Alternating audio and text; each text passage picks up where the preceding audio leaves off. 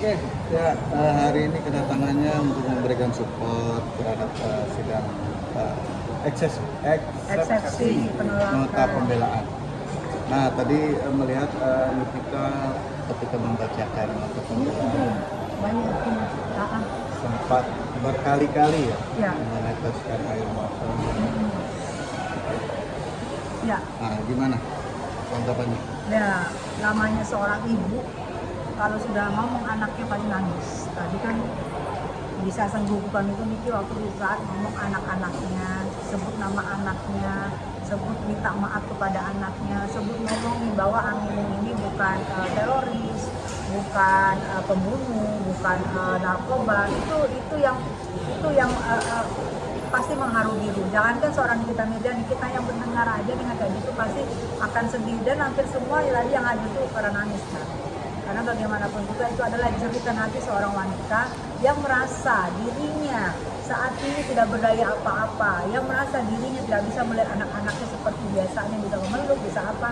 Dan itu yang paling sakit seorang ibu adalah di saat dia merindukan anaknya, dia tidak bisa memeluk anaknya, dan dia tidak bisa mengatakan apapun anaknya, dan dia takut anaknya nanti akan image-nya akan jelek karena mamanya ada di tahanan. Itu yang bikin dia nggak kuasa. Kalau masih bisa, aku nyangka tadi pingsan, tapi ternyata Niki masih bisa mengontrol dirinya, masih bisa untuk mengatur dirinya untuk tidak pingsan, untuk tidak teriak, untuk melepaskan kegalauan hatinya. Itu termasuk aku termasuk profesional, masih berada di jalur yang semestinya.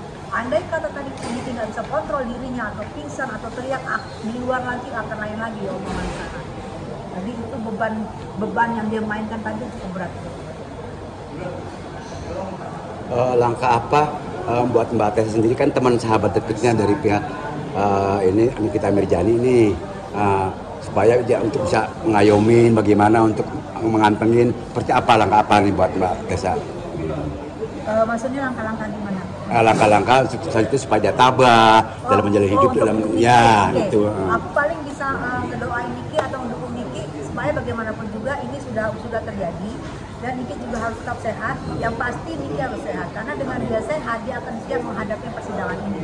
Dan dengan dia semangat dan dengan dia tahu kalau bahwa dia itu akan menang, positif thinking, dia pasti akan berhasil untuk menjalankan persidangan ini. Karena persidangan ini mungkin juga bisa sampai 12 kali bolak-balik.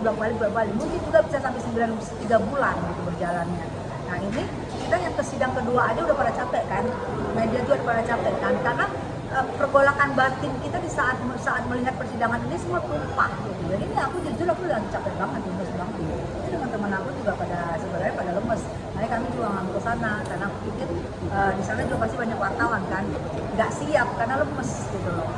Karena tadi tumpah air mata itu kan bikin sendi-sendi kita jadi lemes gitu. Jadi yang pasti Niki harus kuat, itu juga dengan Mail harus kuat dan yakin kalau kamu tuh nggak bersalah, dan yakin bahwa keputusan bahwa keadilan masih berpihak. Karena dengan kayak gitu semangat, kamu besok akan menjalankan dengan semangat. Begitu kamu udah lemah, begitu kamu nggak yakin dengan keadilan, di situ kamu akan lemah dan kamu akan tidak bersemangat untuk menghadapi persidangan.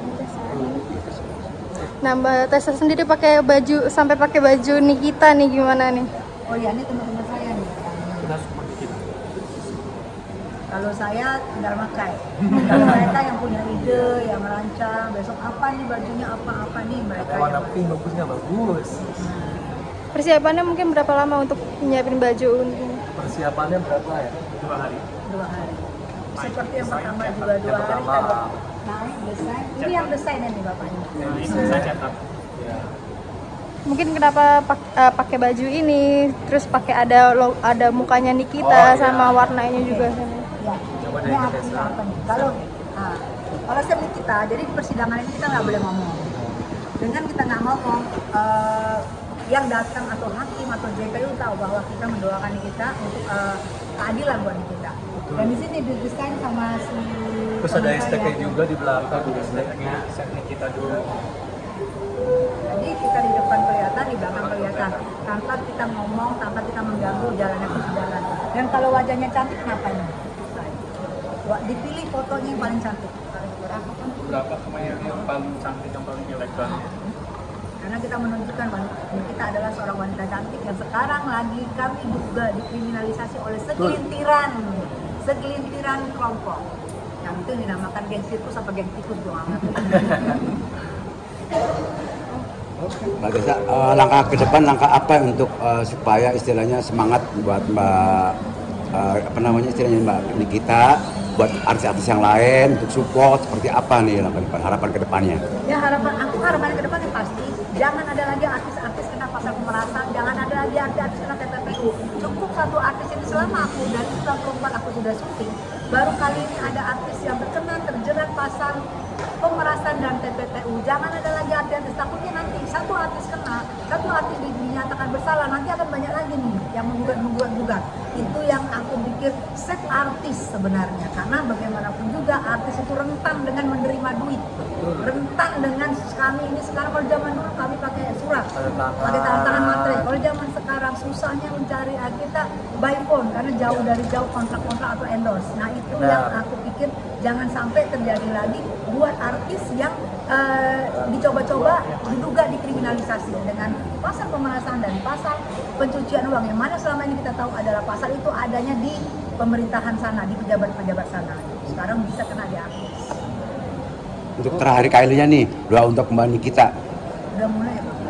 Doanya sehat, semangat, begitu juga dengan Mak Il. Doa sehat, semangat, dan yuk semoga Yakin. udah memulai, yakin kita menang. Yes. Udah memulai ya Pak.